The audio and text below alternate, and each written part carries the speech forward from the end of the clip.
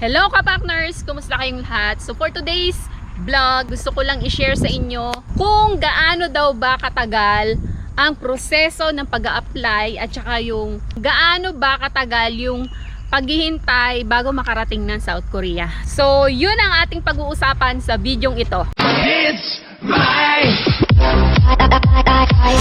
Once kasi na nakapasa ka na sa exam, meron kang 2 years ng iyong paghihintay. So depende kasi merong mabilis at meron din talagang matagal. Especially sa mga kababaihan. Gusto kong ipaunawa sa inyo mga kapartners na yun nga, wag tayong masyadong umasa. Na kahit po na nakapasa na tayo sa exam ay 100% na makakarating na tayo kaagad sa South Korea. Dahil may pagkakataon po na hindi nase-select. Gaano nga ba katagal? Ang kailangan nyo kasing gawin muna, yun nga, mag-aaral kayo ng Korean language. Merong matagal na nag-aaral para na sa ganun makapasa nga sa exam. Pero kadalasan ng pag-aaral talaga ng Korean language ay 2 linggo sa mga KLC. So medyo matagal kasi yung proseso kung ang exam ang ating pagbabasehan, yung registration. Kasi ang pagbibigay ng schedule ng POEA ay yearly po yun. So yearly siya, kaya yearly din yung pagitan ng bawat exam. Kapag nakapasa ka na sa exam, automatic yan, kailangan mo din magpasa ng medical. So, yun, once na makapagpasa ka ng iyong medical, doon pa lang makakapasok ang iyong pangalan sa roster na magkakaroon ka ng chance na mapili ng employer. At doon pa lang mag-i-start ang iyong application at yun po ay valid ng 2 taon. So, 2 years kang may chance na mapili ng employer. Gaano nga ba katagal maghihintay pa? So, depende kasi yon mga kapartners. Mayroon pong mabilis at meron din pong matagal talaga maselect. So, bakit nga ba kukunti lang yung babae na nakakaalis? Kasi nga po mga kapartners, ang in-demand talaga na workers dito sa South Korea ay puro po kalalakihan talaga. Pero ang importante naman 'di ba, binibigyan ng chance sa mga kababaihan na makapag-exam at meron pa rin naman po na nakakaalis. Hindi nga lang kagaya sa mga lalaki.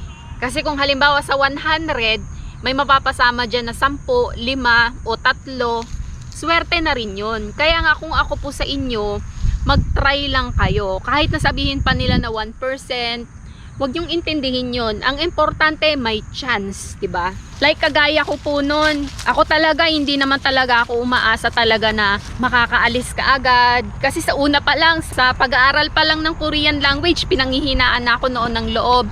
Kasi nga, sabi ko, wala naman akong alam sa Korean language, pero nag-aral lang din talaga ako at binigyan ko siya ng time. Yun, sa awa naman ng Diyos, ako po ay nakapasa. So, kahit sinasabi nila noon na, konti lang naman yung chance ng mga babae dyan at saka walang halos na babae na nakakaalis. So, hindi ako masyadong nagpa-apekto doon, basta ginawa ko lang yung part ko.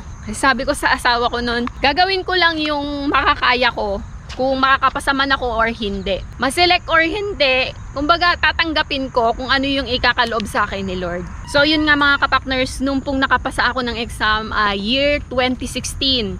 Tapos ako po ay naselect mahigit 1 taon. So 2018 po ako nakaalis.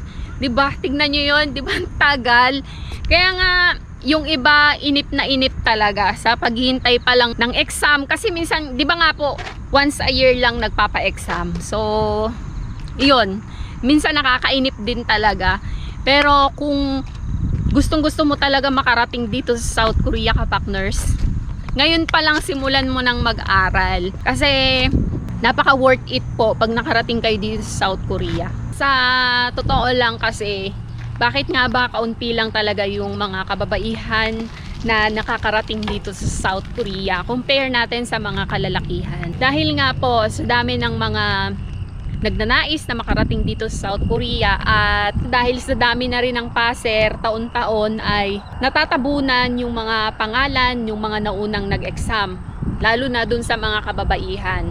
In real talk talaga kasi mas in demand po yung mga kalalakihan dito sa South Korea compare sa mga kababaihan. Ang gusto ko lang sabihin sa inyo, especially sa mga girls, kung talagang pangarap mo, mag-try ka lang, huwag mong sukuan. Kahit nasa una pa lang nahihirapan ka na, tapos ang dami mong iniisip mo kung saan ka kukuha ng panggastos, saan ka kukuha ng pagpapassport mo, tapos saan ka kukuha ng pambayad mo sa KLC. Diba doon pa lang ang dami mo ng problema. So, yun lang mga kapakners. Good luck sa inyong lahat. Huwag nyong isipin kung matagal or mabilis. Ang importante yung masubukan mo kasi dito mo may experience yung sumahod ng hindi mo sasahurin sa atin sa Pilipinas. Lagi mo lang tandaan na kung para sa'yo talaga yan.